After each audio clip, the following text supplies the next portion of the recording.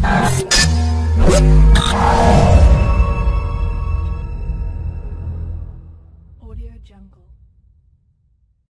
الله الرحمن الرحيم، والصلاة والسلام على أشرف المرسلين. سلام الله عليكم أحبابي في الله، في هذا الدرس الجديد على قناة حوح 1981 فول 2.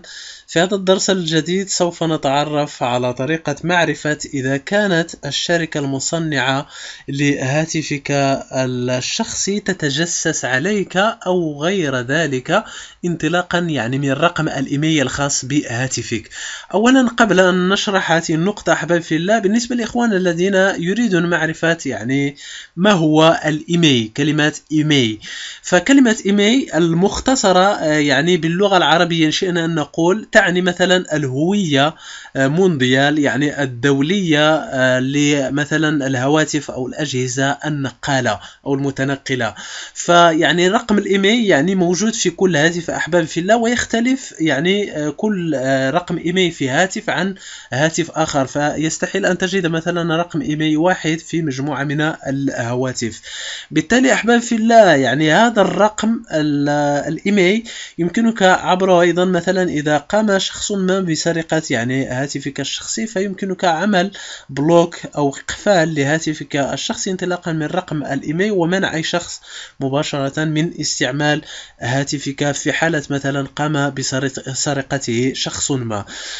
طبعا رقم الإيميل هذا أحبابي في الله يستحيل أيضا تغييره، لكونه إن صح التعبير مخزن بشكل مشفر داخل عتاد الهاتف.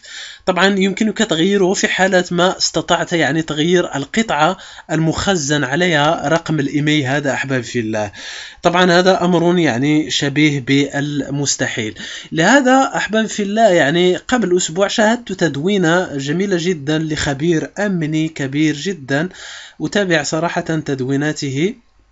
سبق له أن عمل لعقود من الزمن في إحدى الشركات المصنعة للأجهزة الإلكترونية المعروفة بما فيها أجهزة الهواتف.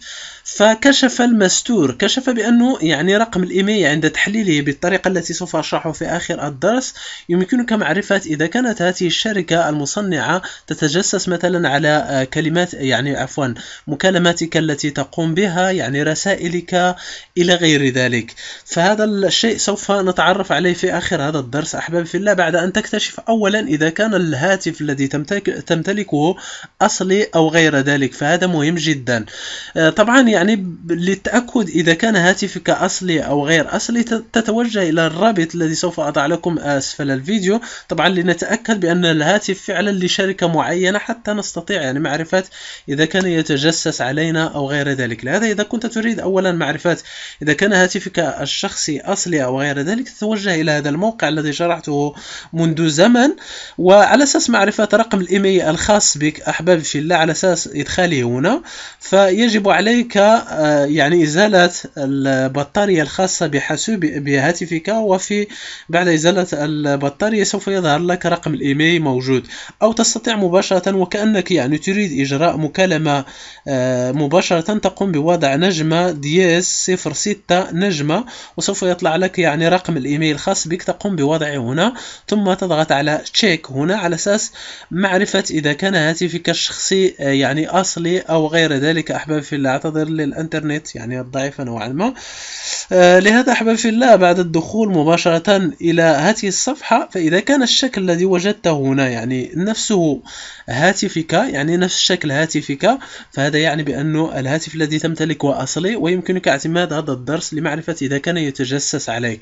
أما إذا وجدت صورة أخرى مختلفة غير الصورة الخاصة بهاتفك، فأصلا هو مزور ولا تستطيع فالأمر هذا الدرس لا يعنيك، لأنه أصلا هاتف مزور فغير معروف إن صح التعبير. انطلاقا من هذا الموقع أيضا يمكنك معرفة أيضا أحبابي في الله مجموعة من المعلومات الخاصة بهاتفك في حالة ما وجدته مثلا أصلي، تاريخ صنعه إلى غير ذلك أحبابي في الله.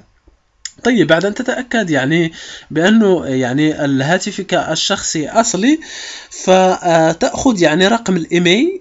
ثم أحبابي في الله ركزوا جيدا ماذا سوف أقول. إذا وجدت في آخر الرقم الإيميل الخاص بهاتفك صفرين بهذا الشكل، فمثلا عندي أنا شخصيا 83. إذا وجدت يعني صفرين 00 في آخر رقم الإيميل، فاعلم أن الشركة المصنعة لهاتفك الشخصي تتجسس عليك، وقادرة أيضا للتجسس عليك أحباب في الله.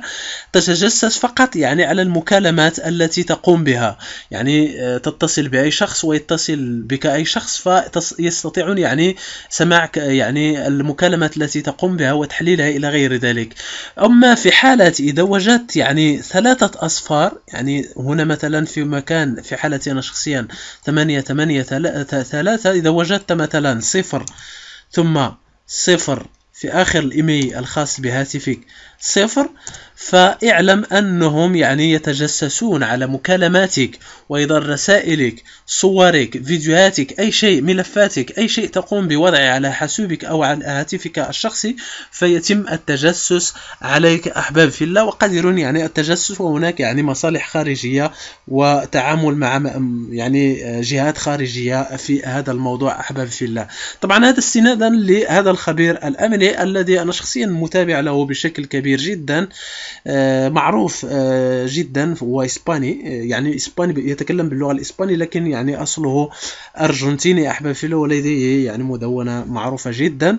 أتابع يعني تدويناته، وأكد هذه النقطة أحباب في الله، خصوصا أنه اشتغل لعقود من الزمان مع شركات معروفة، مع شركة معروفة في إنتاج الإلكترونيات أحباب في الله. في حالة ما وجدت في رقم الإيميل الخاص بك 0 في الأخير، فاعلم بأنهم يتجسسون وقادرون أن يتجسسون على المكالمات التي تقوم بها أحباب في الله عند الاتصال أو عندما يتصل بك أي شخص. إذا وجدت 3 الأصفار في آخر رقم الإيميل الخاص بهاتفك، فاعلم أنهم يتجسسون على مكالماتك وأيضا رسائلك، يعني صورك، فيديوهاتك، ملفاتك التي تقوم بوضعها على يعني هاتفك، يعني رسائل الواتساب إلى غير ذلك، أي شيء تقوم به على هاتفك يتم التجسس عليك.